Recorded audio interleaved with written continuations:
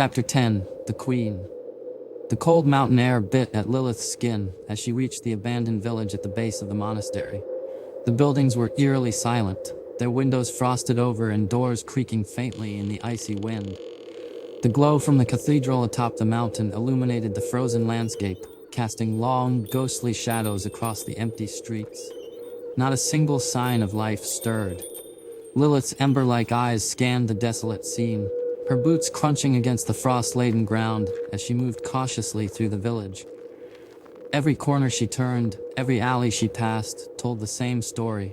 The village was lifeless. Yet the faint hum from the cathedral's glow resonated through the air, pulling her upward.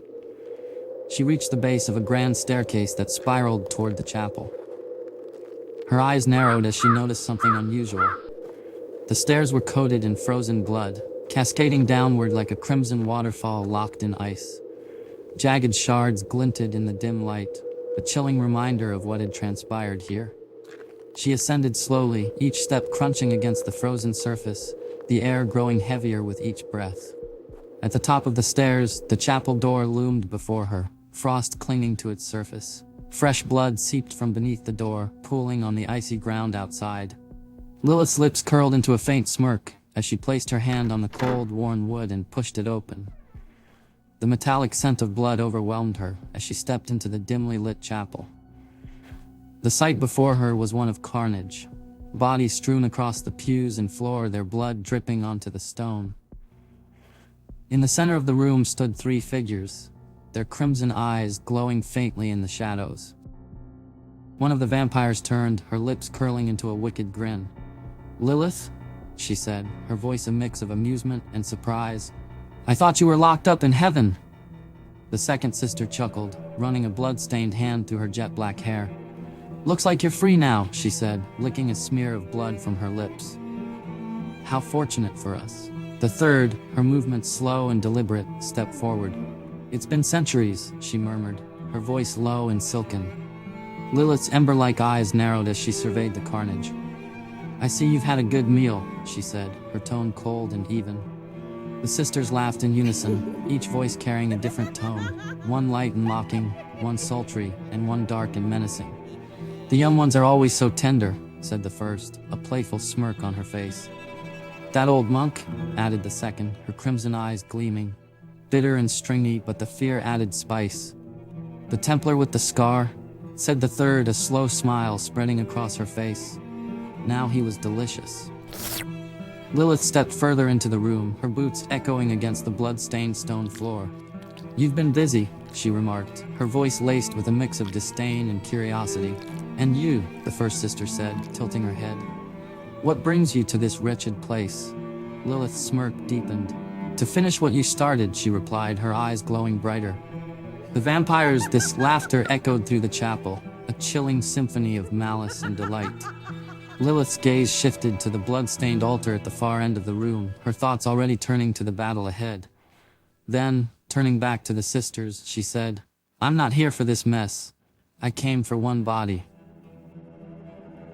The sisters exchanged glances, their amusement fading into intrigue. "You mean, one of the archangels?" the first asked, her voice tinged with curiosity. Lilith's ember-like eyes flared. "Where is he?" The second sister smirked. "Our dear mother ate him," she said, her tone playful and sinister. "She's downstairs." Lilith's expression darkened, her wings twitching slightly. "Take me to her," she demanded. The sisters led her to a hidden staircase at the back of the chapel, its entrance concealed behind a blood-stained tapestry. The steps spiraled downward, slick with fresh blood that dripped rhythmically into the darkness below.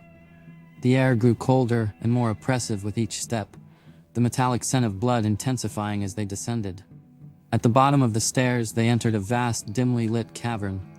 The walls glistened with a slick, organic sheen, pulsating faintly as if alive. At the center of the lair sprawled a grotesque creature, part worm and part female, her massive form coiled like that of a queen ant. Her upper body, humanoid and regal, bore faint remnants of her former beauty, though her skin shimmered faintly with an otherworldly glow. Her lower body, a segmented, pulsating mass, writhed and twitched as she turned her glowing crimson eyes toward the intruders. The faint light radiating from her chest caught Lilith's attention immediately. "You devoured him," she said, her voice low and venomous. The creature's lips curled into a grotesque smile.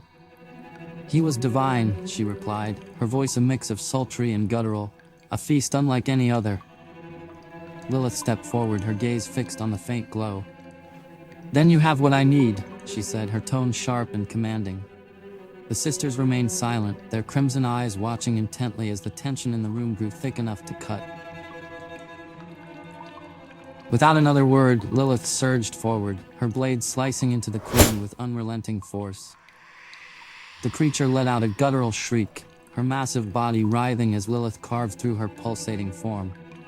The faint glow at the queen's chest grew brighter, a divine aura radiating outward as Lilith reached into the writhing mass and pulled the glowing essence free. The vampire sisters stood frozen, their eyes wide with shock and awe as Lilith devoured the divine aura. The room grew still, the oppressive energy dissolving as the queen's massive form collapsed, lifeless and inert. The glowing light faded, leaving only the dim, flickering torches to illuminate the grotesque remains. Lilith wiped her blade clean and turned to the sisters, her ember-like eyes burning with renewed power. Without a word, she ascended the blood-stained stairs, leaving the sisters speechless in her wake. Outside, the blizzard had calmed slightly, the icy wind still biting at her skin as she stepped into the pale light of the mountain, her wings folded tightly against her back and her gaze fixed on the horizon. In the distance, her next target loomed, another church silhouetted against the rising dawn.